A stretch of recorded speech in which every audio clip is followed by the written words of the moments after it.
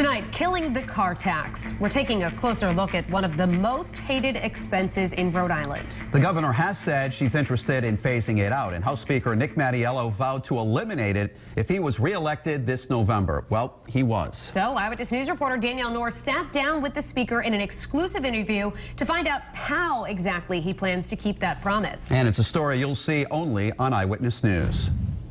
Well, we have learned that state tax revenue is on the rise once again, so that means Rhode Islanders may see one of their least favorite taxes go down. There are more than 1 million cars on Rhode Island roadways that are subject to a motor vehicle excise tax.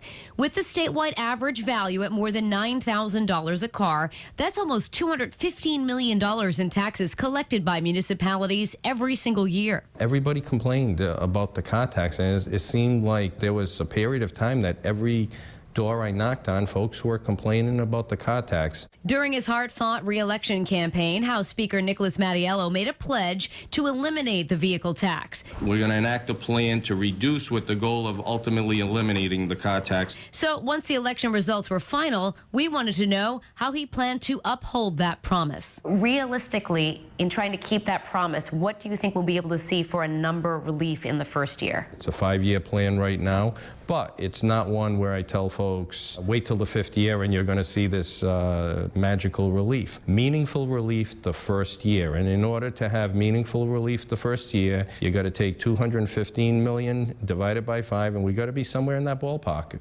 Do the math, and that would mean lowering the car tax by about $40 million each year. While vehicle values are set by the state, each city or town determines its own excise tax rate independently, with exemptions ranging from $500 to $6,000 depending on the community. Speaker Mattiello believes with the current budgetary conditions, the first phase of car tax relief could be included in the next state budget proposal in June, though there are some specifics that still need to be worked out. Revenues are on the rise. They're $40 or $50 million ahead of our projections just last year. The first year I was elected, our revenues were dropping like a lead ball, hundreds of millions of dollars almost overnight.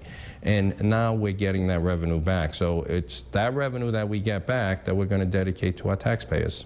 This is not the first time the state has tried to eliminate the car tax. Coming up new at 6, we speak with a former state legislator who is at the forefront of one of the earlier efforts to try to phase it out, and why she now believes this is the time to live up to the past promises made to Rhode Islanders. I'm Danielle North, Eyewitness News. Killing the car tax. On Eyewitness News Live at 5, we told you how House Speaker Nick Mattiello plans to uphold his campaign promise to eliminate Rhode Island's excise tax. But this isn't the first time taxpayers have been promised this. New at 6, we're talking to a former state lawmaker who worked on the 1998 phase-out that fell victim to the recession. Eyewitness News reporter Danielle North is here now with a story you'll see only on Eyewitness News. Former State Representative Joanne Giannini calls the car tax a political football, a proposal that gets tossed around every election. But as she says, so far the state hasn't been able to score a touchdown. It's been called the most regressive tax in the state. House Speaker Nicholas Mattiello made it a part of his contentious campaign, pledging to phase out the vehicle excise tax if he was reelected. It's a $215 million challenge, and it's an important challenge, and we're going to get it done. I've promised, and I stay true to my promise. I generally, I always keep my promises. But the state has broken that promise before. It is a commitment that we made to the people. I, for one, feel the General Assembly made this commitment to the people of Rhode Island in 1998, and we should fulfill it. Former State Representative Joanne Giannini was part of a commission almost 2 decades ago, charged with overseeing a complete phase-out of the vehicle excise tax.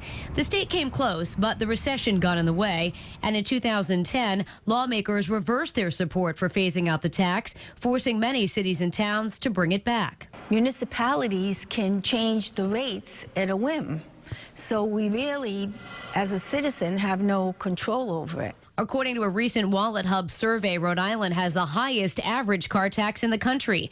Connecticut, Maine, Massachusetts, and New Hampshire aren't far behind, all within the top 10 highest. Vermont, however, is the exception to the New England rule. Its residents pay no car tax at all.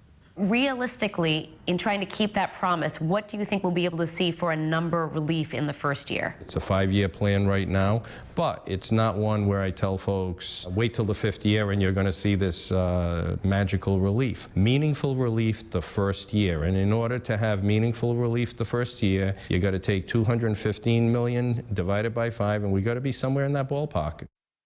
Crunch the numbers, and that means lowering the car tax at increments of about $40 million each year. Mattiello is pledging the first phase of tax relief will be included in the next budget in June. I'm Danielle North, Eyewitness News.